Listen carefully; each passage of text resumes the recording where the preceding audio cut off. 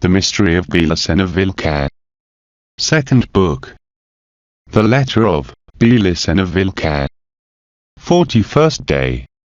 The manner in which Boniface VIII died, and the certainty that the King Charles II remained indifferent before his fall, caused great fear amongst the Guelph cardinals.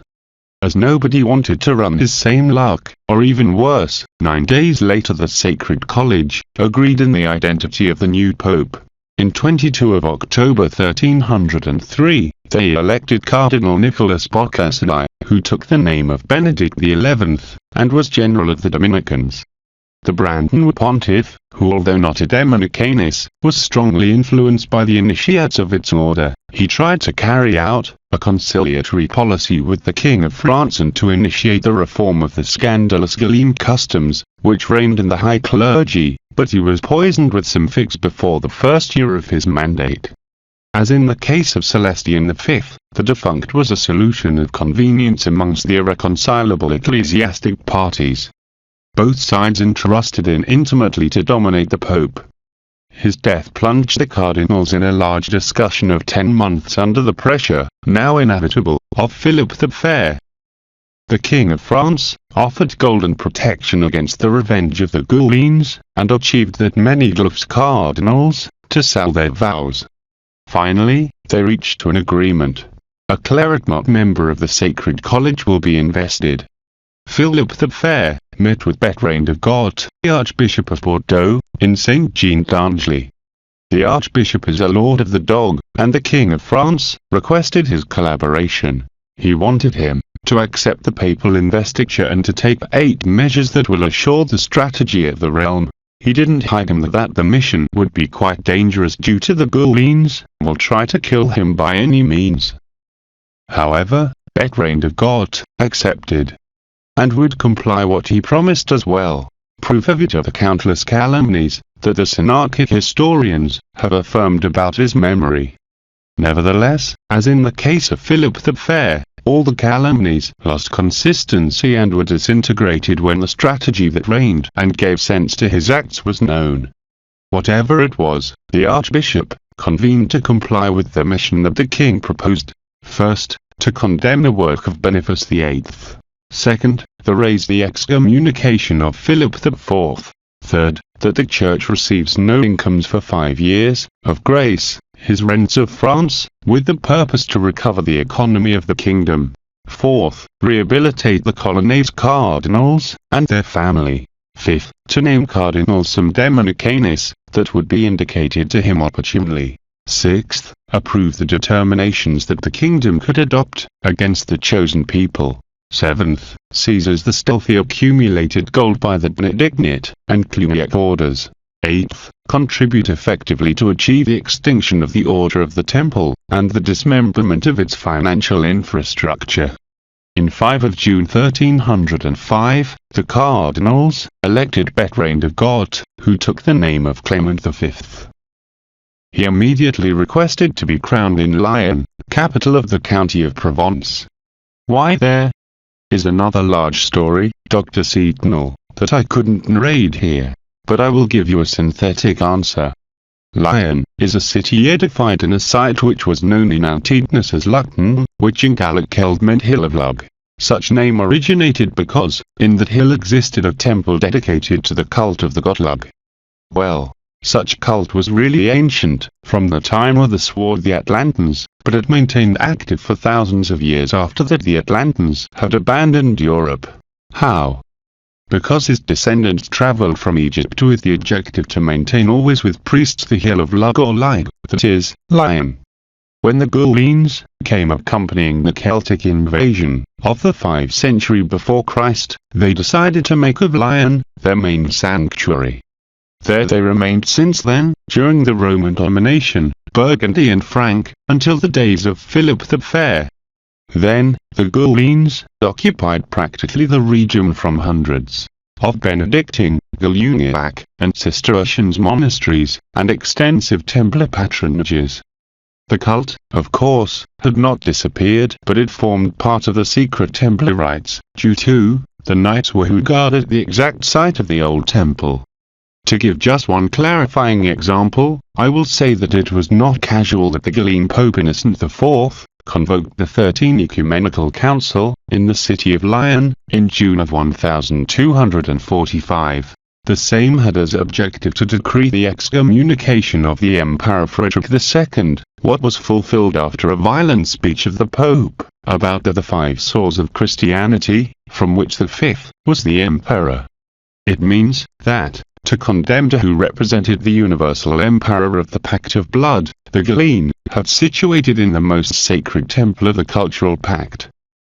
Therefore, the crowning of Clement V had the character of a challenge settled in the heart of the own enemy. And the enemy didn't make blind eye in such imprudent action. A sabotage in a platform full of people, in the moments in which passed the royal party, caused a decay. Philip IV, and Clement V, saved the life by the will of the gods, but other 12 princes, who died in the act, didn't have the same luck, while many others remained seriously injured, amongst them Charles of Valois, brother of the king. Days later Gaillard of Gort, died murdered, brother of the Pope. Philip IV swore them to obtain Lyon for his house, what he effectively achieved in 1307, and to clean it from Galliens. Clement V, by his part, announced that he was going to Bordeaux to put in order and give the archbishopric, but he fell by surprise in Cluny, where he proceeded to seize from the gold. To evaluate the pain that such recollection of the gold demanded 5 days, due to its extraordinary quantity. Nevertheless, Clement V didn't flee from Lyon, but he returned and established his residence there, where he remained until 1309, year in which he moved to the walled palace of Avignon, property of the church. In sum, Dr. Setonal, the Hyperborean wisdom, suggests to pay attention to Lyon, especially in our days, because, as the chosen people, has proposed to make their voice be heard, from Jerusalem, when the disastrous work of the Synod be fulfilled, the Gallien has proposed to make their voice be heard, from Lyon, in that moment. Logically, Clement V had to simulate some type of initial independence from the King of France, to prevent the desperate reaction of the Galliens. With that purpose feigned to be fond of luxuries and earthly pleasures, and yet he married with the Countess of Perigord, daughter of the Earl of Foix, who was an initiated Cathar, that maid of liaison with the Dominicanus of Telesa. The exhibition of such alleged feebleness calmed, until it was too late, to the Galliens. However, the fidelity of Clement V to the Circulus Dominicanus, and his unbreakable honor, can be proved watching, not his personal behavior, but the form in which he fulfilled with the mission.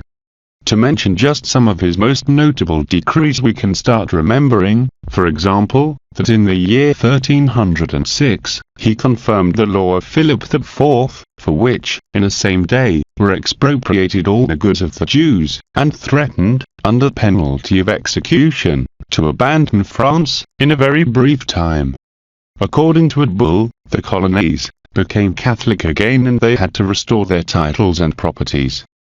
According to the Church was committed to not perceive any loss from the Kingdom of France for the next years. By request of Philip the Fair, his legists arranged a post-mortem ecclesiastic process to Boniface VIII, which countered with the approval of Clement V. At its termination, the Pope emitted the bull, Rex Gloriae, in April of 1311, where are summarized the conclusions. In that bull, Res Vivendi, is ordained that all the bulls of Boniface VIII, against Philip IV, be burnt in public. Philip IV was innocent and faithful Catholic. Also they would be innocent of the assault of Annignograt, Sciarra, and Charles. Boniface VIII, in other hand, was not declared heretic, but guilty of obstinatio extremae. And will add, that in the course of his pontificate ended seizing from the major part of the accumulated gold, by the Benedictine orders, feigning always an insatiable ambition, and that he fell on deaf ears, at the claims of the Lombard bankers, victims of a law of expropriation, that confiscated their properties in France. It is evident, then, that Clement V carried out all the objectives of his mission, or he disposed the juridical means to accomplish them.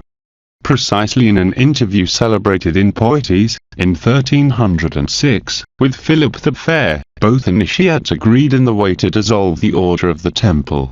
For Clement V, Lord of the Dog, that represented the eighth target of the mission and would constitute the most important strategic act of his pontificate. For Philip IV, that meant the neutralization of the second tactical line of the enemy, just as I explained the 30th day. Naturally, it would not be understood why a powerful king as Philip VI, and a pope, that was the general superior of the order, had to effectuate a secret plan to extinguish it, if it is not realized, the effort to imagine in what consisted effectively the order of the Temple in the 14th century, the magnitude of its economic, financial and military might. But, if it is meditated about, it would result clear that the order was in conditions to present many type of answers, military or economic, that could put in serious difficulties to Philip IV.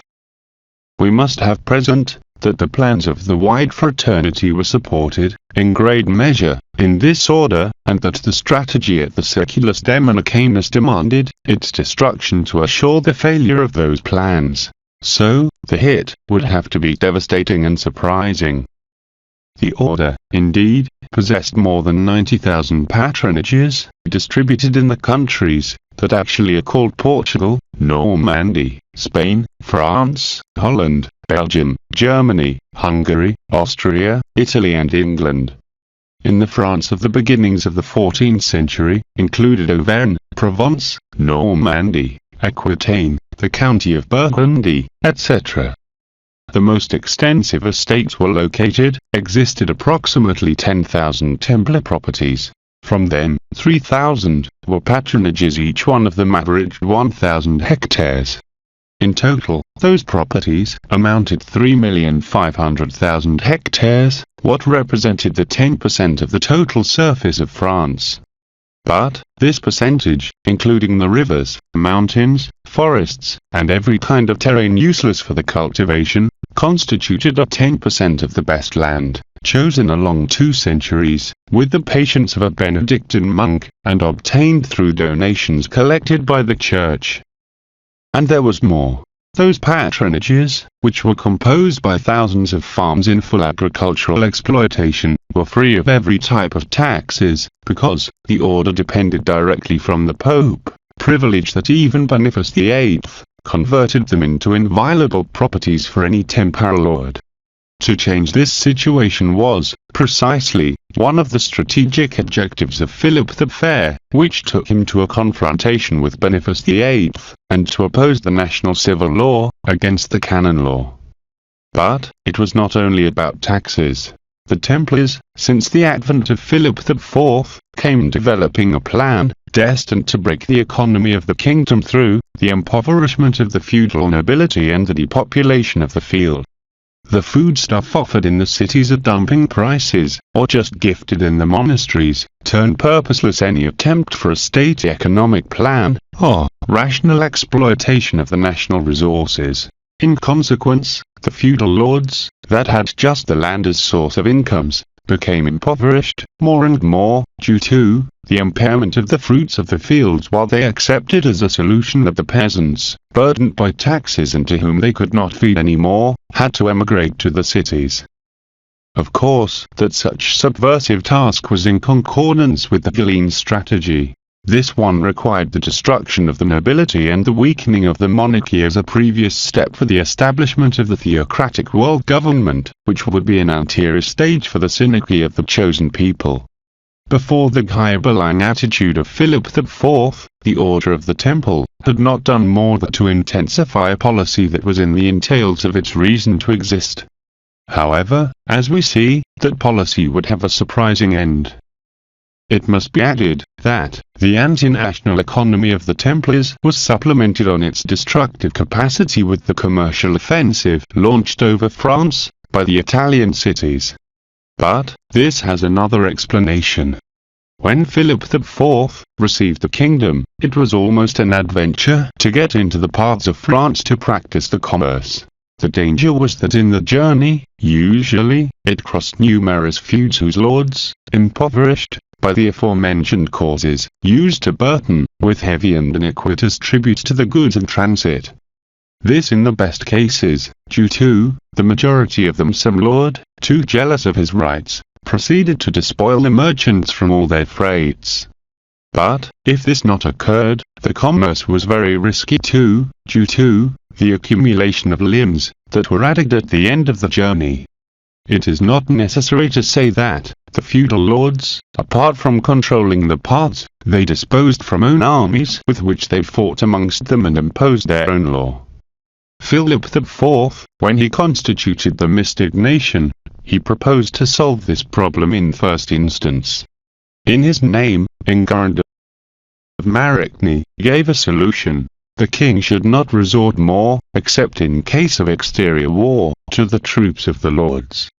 Appeared in this way, the school of secular logists Dominicanis, the concept of internal security, defined practically and based to the hypothesis of the internal conflict. The solution of Marigny consisted in the creation of a kind of royal police force, the militia of the king, in charge to patrol all the paths to give accomplishment to the laws of the kingdom. With them would go, later, the tax collectors. The royal troops, usually mercenaries, soon they achieved that the lords came into reason, and in a little time the paths not only became safe for the commerce, but was charged a unique price in any region of the kingdom. Was the situation of security and order what attracted the greediness of the foreign merchants? The Italian cities, particularly, disposed of fleets that roamed around the world, acquiring the most varied imported and exotic articles, but for which there was no possibility to propose any competence. For this reason, the French cities were flooded of imported products that contributed day by day to destroy even more the economy of the kingdom, while the foreign merchants and traders were enriched, often selling contraband goods. The kingdom had to face the enormous expenditure that represented the military guarantee of such internal security. Due to this, the currency debased and emerged the inflation, and the artisan guilds, incapable to compete with the foreign products, fell in misery, and dragged the national industry to the worst depression. Apart from the Templar dumping, a rigorous analysis of the Dominicanis demonstrated to Philip IV, who were the occult guilty of such situation, the Lombard bankers, and the members of the chosen people. The Lombard bankers financed the Italian companies that operated in France, also to the Templar Bank. And the members of the chosen people were amongst the main interior support of the foreign companies and capital. Many of them had bond of kinship with Jew bankers of Venice or Milan, or with the owners of great companies, whereas others betrayed the French nation for mere love for profits. Philip IV would be inflexible with such vermins. To some of them, he only expropriated them, because they lived in other countries. But to the other he expelled them from the kingdom, due to the lack of the necessary ethic virtues to deserve the right of residence. Returning to the Templars, I hope that now, at the light of its overreaching territorial and productive patrimony, be more realistic the vision about why the King of France and Clement V had to proceed with caution in the problem of the Order of the Temple. Those 90,000 patronages, following the example, were attended by 30,000 monks, 3,000 knights, and 270,000 laics, what represented an eventually warrior force very superior to the national army of Philip the Fair. A military Templar reaction would have been barely contained in France to another price than the great casualties in the national army, fact that could determine the end of the Hyperborean strategy of the mystic nation, and the resurgence of the papal theocracy, and by all this even the possibility of the triumph of the wide fraternity plans. On the other hand, it is enough to remember what was said in 18th Day about the financial might of the order to comprehend that, if in each one of the 90,000 patronages could be obtained money loans, deposited, or wire money to any of the others, they was in presence of the most redoubtable banking network of the world, only comparable, but not overpassed, on infrastructure volume, to the modern Hebrew financial corporations of the Rockefeller, Rothschild, Loeb, or other benefactors of humanity. It will be easy to deduct that such organizations should count with a tuned organization of spies, dedicated to obtain the necessary economic and political information to lead the march of the business. It will be understood, in this manner, that the most little infiltration in the design projects by Philip the Fair and Clement V could reach rapidly to the ears of the Great Master and the Glean Major Staff, and produce the consequent alarm. A better strategy would be to expose, as matter of the interview's different preoccupations, a discussion for the issue of the ecclesiastical rents, for example, or the situation of the Eastern Christianity, or the attitude of the King of England, etc. But the real and secret motive of the interview of Poetes, as the history that he was responsible to demonstrate, was the projection of the strategy that would make possible the extinction of the Order of the Temple, and to dismantle its giant infrastructure.